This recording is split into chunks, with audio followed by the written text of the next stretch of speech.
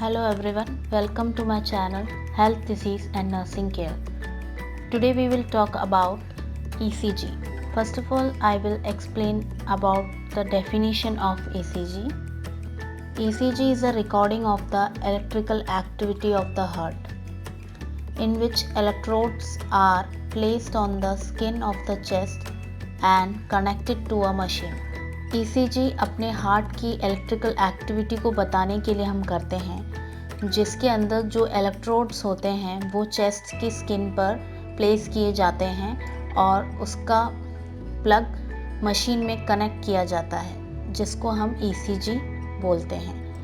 Next हम पढ़ेंगे ECG के क्या क्या कंपोनेंट्स हैं। ECG के कंपोनेंट्स हैं PQRST।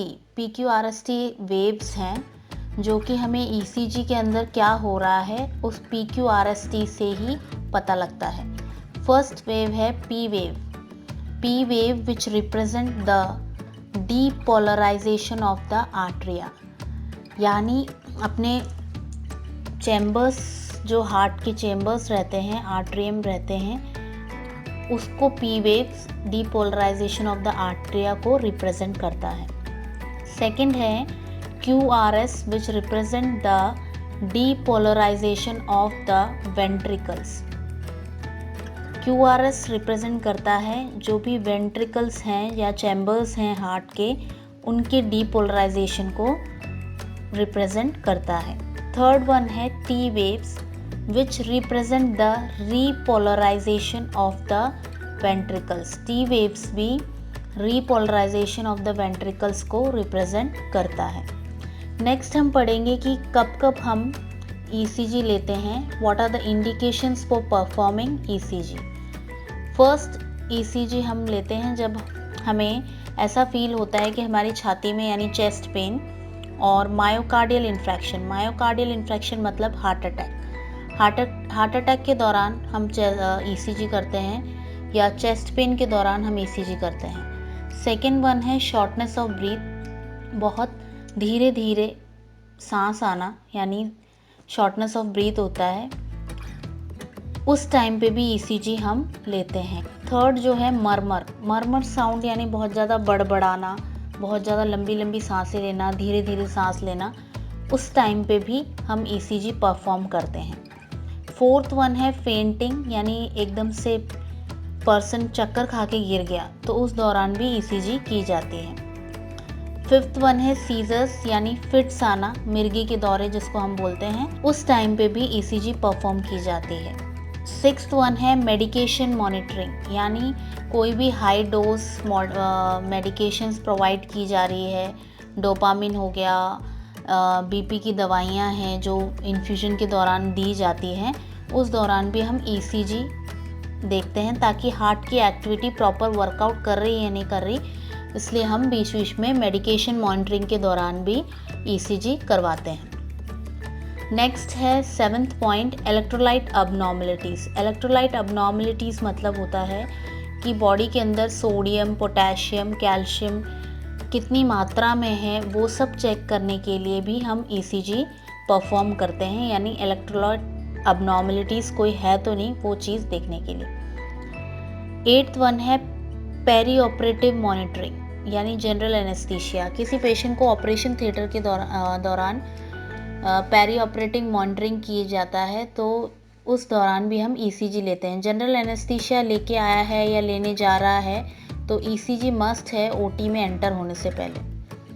लास्ट वन है जो एट्थ वन है कंप्यूटेड टोमोग्राफी एंजियोग्राफी, यानी कंप्यूटर के दौरान जो एंजियोग्राफी होती है, हार्ट से रिलेटेड जो वॉल्स रहते हैं उनमें कोई ब्लॉकेज है उसको चेक करने के लिए या कोई भी प्रॉब्लम के लिए एंजियोग्राफी करते हैं। उस एंजियोग्राफी के दौरान हमें हार्ट की एक्टिविटीज़ पता करनी है तो इसलिए हम ECG परफॉर्म करते हैं। नेक्स्ट हम पढ़ेंगे कि ECG के अंदर इलेक्ट्रोड प्लेसमेंट कैसा होता है। इलेक्ट्रोड प्लेसमेंट 10 इलेक्ट्रोड्स होते हैं attach to the body are used to form 12 ECG leads, यानी 10 इलेक्ट्रोड्स अटैच करते हैं बॉडी पे और वो यूज़ किया जाता है अपने 12 ECG लीड्स के साथ।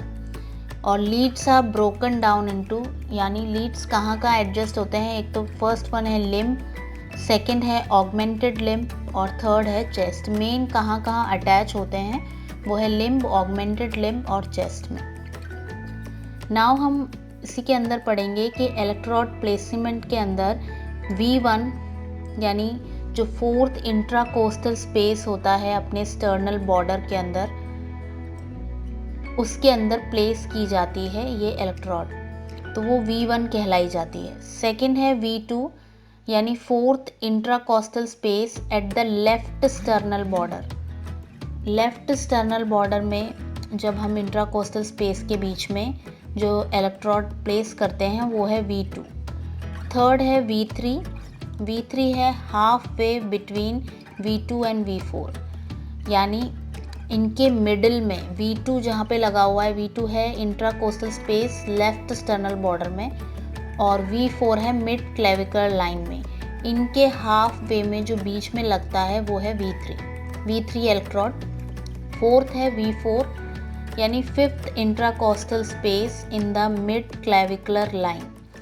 जो फिफ्थ इंट्राकोस्टल स्पेस होती है यानी बीच का जो स्पेस होता है अपने क्लेविकल लाइन में, उसके अंदर V4 इलेक्ट्रोड प्लेस की जाती है। फिफ्थ है V5 यानी left anterior axillary line on the same horizontal plane V4। V4 है जो मिड क्लेविकुलर, अपनी क्लेविकल होती है उसके मिड लाइन में लगती है V4। तो V5 हमारे लेफ्ट साइड जो एक्सिला है, एक्सिलरी लाइन के सेम हॉरिजेंटल प्लेन में या जहाँ पे V4 लगा हुआ है उसके पास में ही V5 अटैच होगा। सिक्स्थ वन है V6 यानी left mid axillary line on the same horizontal plane as V4 और V5। V6 भी लेफ्ट मिड एक्सिलरी यानी अपने कांख के नीचे जो मिड एक्सिलरी लाइन है उसके सेम हॉरिजेंटल प्लेन में V4 और V5 के बीच में लगेगा।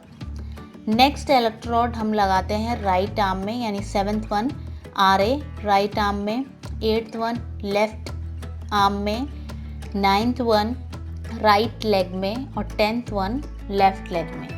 ये सब इलेक्ट्रोड्स हम ECG के अंदर लगाते हैं। Thank you for watching.